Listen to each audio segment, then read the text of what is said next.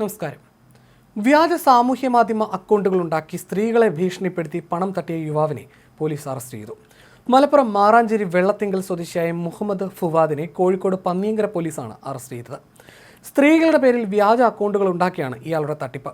മരിച്ചുപോയ സ്വന്തം അമ്മയുടെ പേരിൽ വരെ ഇയാൾ സോഷ്യൽ മീഡിയയിൽ വ്യാജ അക്കൗണ്ട് ഉണ്ടാക്കിയിരുന്നു. സ്ത്രീയാണെന്ന് തെറ്റിദ്ധരിപ്പിക്കുന്ന അക്കൗണ്ടിൽ നിന്ന് സൗഹൃദം സ്ഥാപിച്ചെടുത്ത സ്ത്രീകൾക്ക് ഫുവാദ് വീഡിയോ കോൾ ചെയ്യും. കോൾ എടുത്തയുടനെ പ്രതി കാണിക്കുന്നത് സ്വന്തം ലൈംഗിക അവയവമായിരിക്കും. ഇതിന്റെ സ്ക്രീൻഷോട്ട് എടുത്ത് ഭീഷണിപ്പെടുത്തുകയാണ് ഇയാളുടെ രീതി.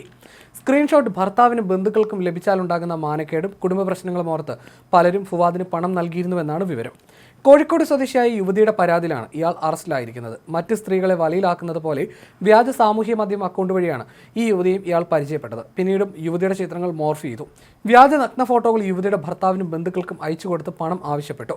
പന്നിയങ്കര പോലീസിൽ യുവതിയും കുടുംബവും പരാതിയുമായി എത്തി. പിന്നാലെ മലപ്പുറം മാറാഞ്ചേരി ഭാഗത്ത് വെച്ച് ഇയാൾ പിടിയിലാവുകയായിരുന്നു. 6 ഇൻസ്റ്റഗ്രാം അക്കൗണ്ടുകളാണ് പ്രതിക്കുണ്ടായിരുന്നത്. ഇതുകൂടാതെ പല ചാറ്റിംഗ് ആപ്പുകളിലും വ്യാജ പ്രൊഫൈലുകൾ ഫുവാദ് ഉണ്ടാക്കി. ഖത്തറിൽ ഡ്രൈവറായി ജോലി ചെയ്യുകയായിരുന്നു ഇയാൾ. 1 വർഷം മുൻപാണ് നാട്ടിലെത്തിയത്.